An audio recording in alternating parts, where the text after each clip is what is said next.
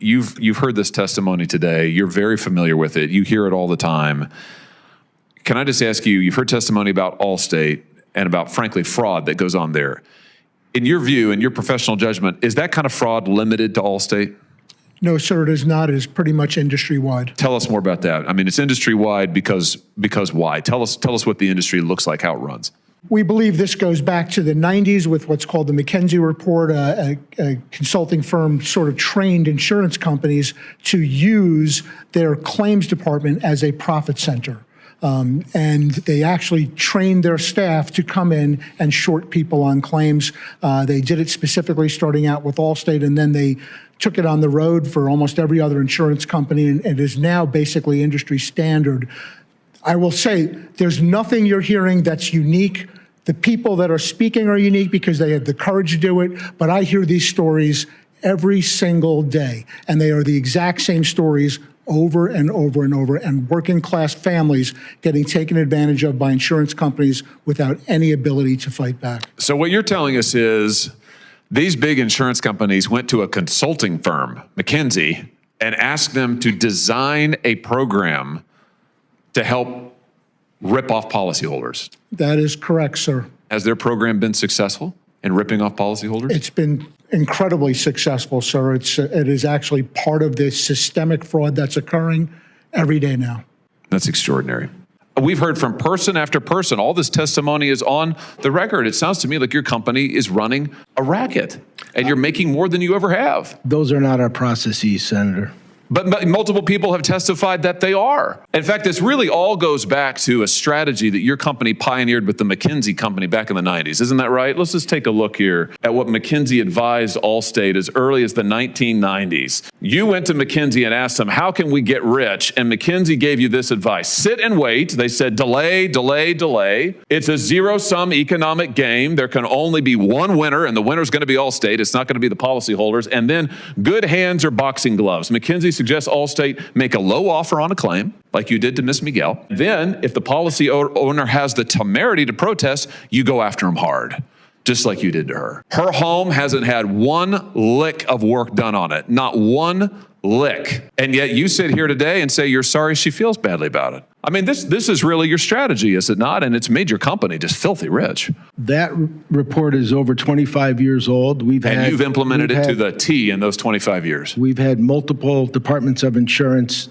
indicate that this is not an issue or we're doing anything untowards. What do you mean it's not an issue? You're saying that you don't follow McKinsey's advice? That's not the way we handle claims. You've never done it this way? You didn't go and seek their advice? I've been at Allstate for about a year and a half. I can't speak to what happened 25 years ago. Oh, I see. This all predates you. You don't know anything about it. I don't know anything about the McKinsey report. No, of course. Right. Deny, delay, right?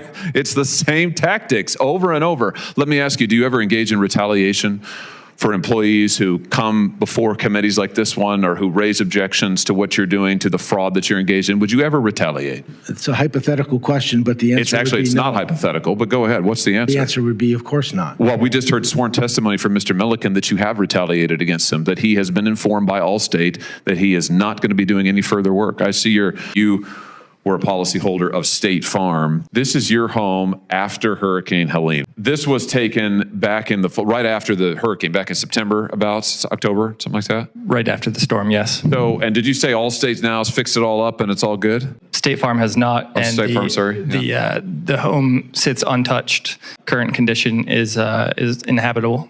So they've done nothing in those, you said the number of days, 228 days of our home being uninhabitable, 228 days. Your wife has since had your second child, is that correct? 2.5 months ago, yes. So you've got a 2.5-month-old, you've got a 2-year-old. Nobody gets any sleep in your house, I suspect. I've got little kids. This keeps us up more at night than they do. I bet that's true. And you are coming out of pocket to pay for your own housing because you can't live here. Is that right? We've received drips of reimbursement, but we've had to fight tooth and nail for every one of those.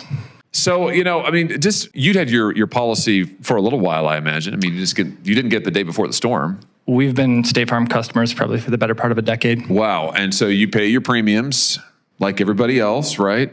You decided ultimately that you needed to stand up for yourself and actually try to fight State Farm on this. Is that fair to say? That's correct. What would have happened, though, if you hadn't have stood up and started to demand your rights? I feel that we were perceived as an easy mark, that we needed to be in our home quickly, and so we were going to take this on ourselves.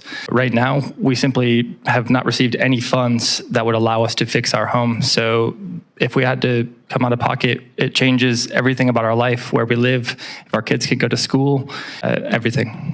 Does State Farm deliberately underpay claims? Do you engage in that behavior? No, Senator, we do not. Let me read to you a letter from a whistleblower who's a longtime State Farm employee adjuster. The whistleblower says the following: I observed routine and deliberate underpayment of claims, including the consistent removal or alteration of essential line items. These were not occasional discrepancies, but part of a broader and consistent pattern of lowballing estimates. What's your response to that? That's not consistent with the State Farm I know, and I'm certainly not familiar with the individual that's making those allegations. Would you ever alter factual findings from an inspection report like Allstate does? We would not do that, nor do we direct anyone to do that.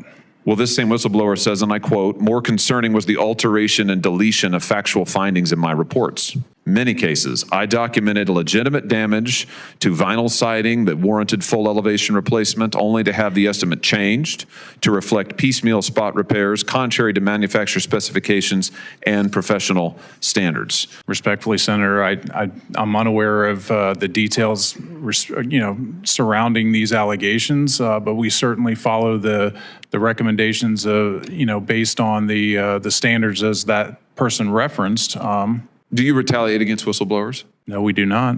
This witness says, and I quote, it is also my professional concern that whistleblower retaliation is a very real threat within the State Farm system. Others before me have experienced severe consequences for speaking out, and I have reason to believe similar retaliation could result in the end of my ability to work in this industry, end quote. What's your response to that? So again, I can't speak to the specifics because the individual is not here, or I don't know of those specifics, but it's inconsistent with the State Farm that I know and that I've experienced for 32 years. It's amazing to me that both of your testimonies are very consistent in one respect, which is that it's a sudden case of amnesia before this committee. You've never heard of any of this stuff that's happened. You're unfamiliar with your own company. In your case, Mr. Fiato, before like yesterday, there's no knowledge whatsoever. I have to say, it's awfully convenient. That witness, that sworn testimony, that oath, it's amazing how often it produces amnesia at these hearings. Sadly, your policyholders don't have it, and they're suffering because of it. Is your testimony that neither of you don't do business with U.S. Forensic? Go ahead, Mr. Keating. I'm unaware of that firm that you're referring to. You're not familiar with it, Mr. Fiato? Same. You're not familiar with U.S. Forensic? I'm not familiar with U.S. Forensic. U.S. Forensic, which has been sued multiple times, was found civilly liable for widespread fraud in Katrina and Superstorm Sandy. Both of your companies have contracted with U.S. Forensic for years, for decades. But your testimony is today that you're, per what I think you just said to the ranking member, you no longer contract with U.S. Forensic. Is that right? I want to be clear on this. Is that right, Mr. Fiato? I don't know if we do. Okay. Mr. Keating? Same thing. I'm unaware. So, in other words, the testimony is, Senator Kim, that maybe they continue to contract with fraudsters, I think. They can't recall, which is, I think, the theme of today's testimony. I'll just end by saying